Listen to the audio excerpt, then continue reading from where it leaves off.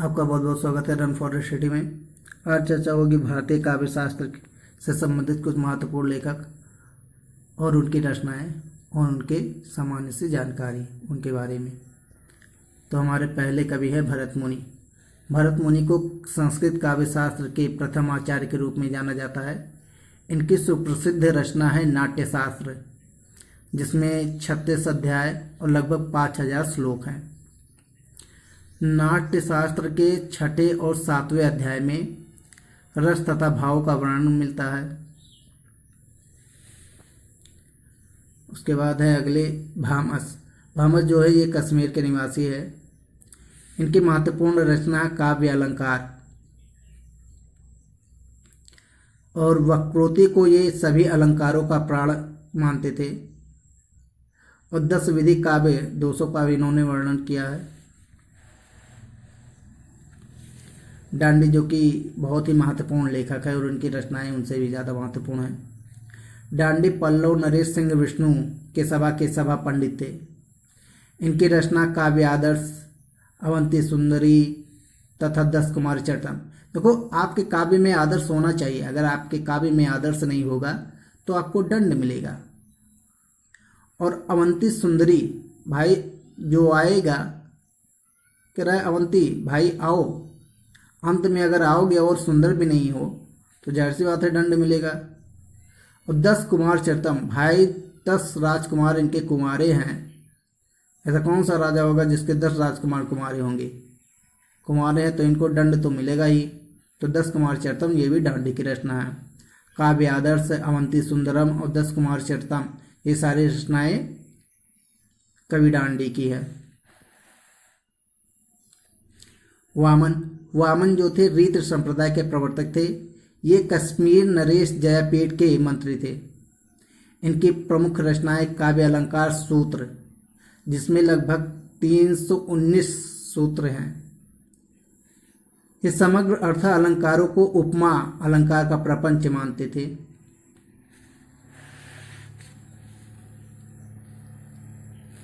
उद्भट हमारे अगले कवि है उद्भट। इनकी रचना काव्य अलंकार है। काव्य अलंकार सारे संग्रह है जो कि काव्य महत्वपूर्ण रचना है। उसके बाद है बलदेव उपाध्याय। ये कश्मीर के राजा जयपीठ के सभा पंडित इनको मानते थे, बलदेव उपाध्याय जी उद्भट को। आनंद वर्धन कश्मीर के राजा अवंती वर्मन के सभा पंडित थे। जो आनंद वर्धन है ये कश्मीर के राजा अवंती वर्मा के सभा पंडित थे। इन्होंने ध्वनि संप्रदाय का प्रवर्तन किया। इनकी रचना ध्वन्यालोक ग्रंथ है। अभिनव गुप्त जो थे कश्मीर के निवासी थे। इनके पिता नरसिंह और माता विमला। और इनकी रचना है तंत्रालोक, तो तंत्र मंत्र से संबंधित है। भाई अभिनव है तो तंत्र मंत्र से संबंधित होंगे ही। तंत्र मंत्र में अनुभव भी तो होना चाहिए। कुंतक ये कश्मीर के निवासी थे।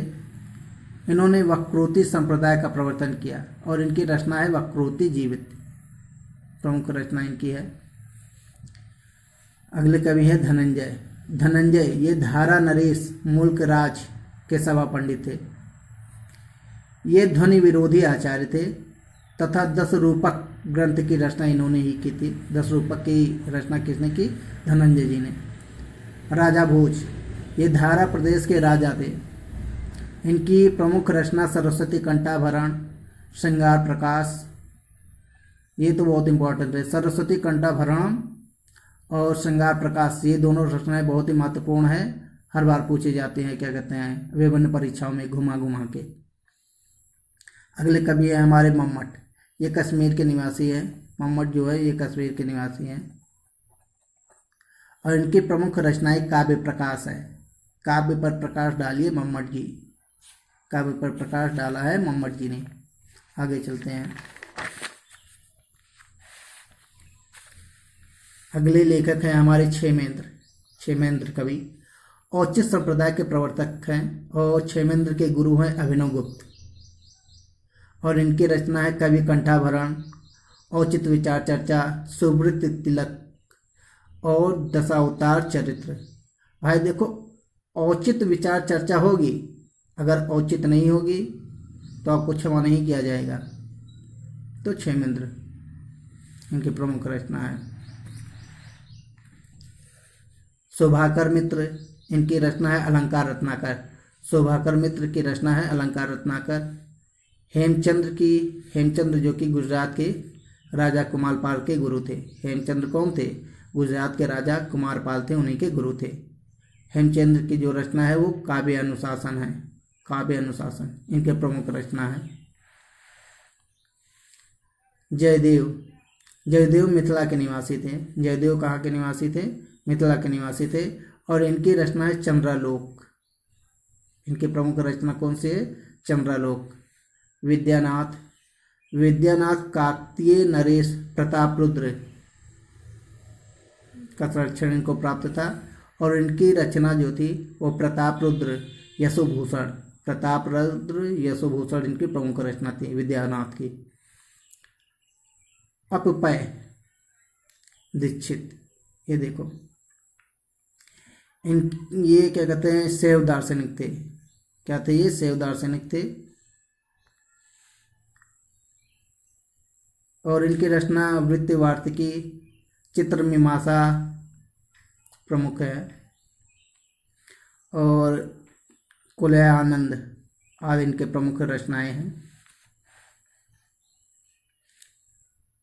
पंडित राज जगन्नाथ की एक रचना है रस गंगाधर, जो काफ़ी इनकी महत्वपूर्ण रचना है, जो विभिन्न परीक्षाओं में पूछी जाती है।